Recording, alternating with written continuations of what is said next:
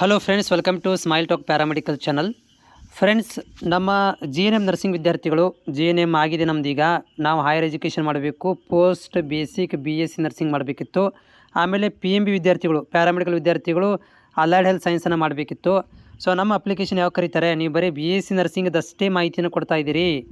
ನಮ್ಮ ಅಪ್ಲಿಕೇಶನ್ ಯಾವ ಕರೀತಾರೆ, ಲ್ಯಾಟ್ರಿ ಎಂಟ್ರಿ ಯಾರೋ ಪ್ಯಾರಾಮೆಡಿಕಲ್ದವ್ರಿಗೆ ಡಿಗ್ರಿ ಮಾಡ್ಕೊಳ್ಳಿಕ್ಕೆ, ಆಮೇಲೆ GNM ಆದವರು ಲ್ಯಾಟ್ರಿ ಎಂಟ್ರಿ BSc ನರ್ಸಿಂಗ್ ಮಾಡ್ಕೊಳ್ಳಿಕ್ಕೆ ಅಪ್ಲಿಕೇಶನ್ ಯಾವಾಗ ಕರೀತಾರೆ ಅದನ್ನು ಹೇಳ್ರಿ ಅಂತ ನೀವು ಹೇಳ್ತಾ ಇರುವಂಥದ್ದು.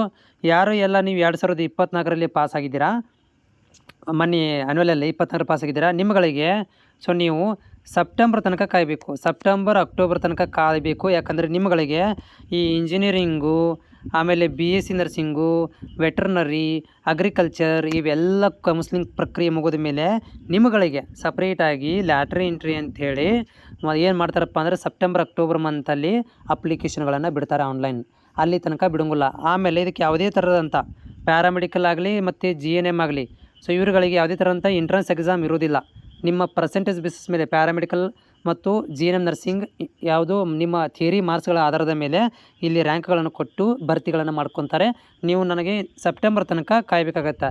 ಅದಕ್ಕಿಂತ ಮೊದಲು ಬಂದರೂ ಕೂಡ ನಾನು ನಿಮಗೆ ಅಪ್ಡೇಟ್ ಮಾಡ್ತೇನೆ. ಚಾನಲ್ಗೆ ಹೊಸಬರಾಗಿದ್ದರೆ ಚಾನಲ್ ಸಬ್ಸ್ಕ್ರೈಬ್ ಮಾಡ್ಕೊಳ್ರಿ. ಮತ್ತು ನಿಮ್ಗೆ ಏನಾದರೂ ಡೌಟ್ ಇದ್ದರೆ ಕಾಮೆಂಟ್ ಮುಖಾಂತರ ತಿಳಿಸಿರಿ. ನಾನು ಈಗ ಹೆಂಗೆ ನೀವು ನಂಗೆ ಕಾಮೆಂಟ್ ಮಾಡಿದಿರಿ, ನಮಗೆ ಪೋಸ್ಟ್ ಬೇಸಿಕ್ BSc ನರ್ಸಿಂಗದು ಮಾಹಿತಿ ಕೊಡಿ ಅಥವಾ ಅಲೈಡ್ ಹೆಲ್ತ್ ಸೈನ್ಸದ ಬಗ್ಗೆ ಏನು ಹೇಳ್ತಾ ಇಲ್ಲ ನೀವು ಅಂತ ನಂಗೆ ಕಾಮೆಂಟ್ ಮಾಡಿದ್ದಕ್ಕೆ ನಾನು ಈ ವಿಡಿಯೋನ ಮಾಡಿ ಹಾಕ್ತಾಯಿದ್ದೀನಿ.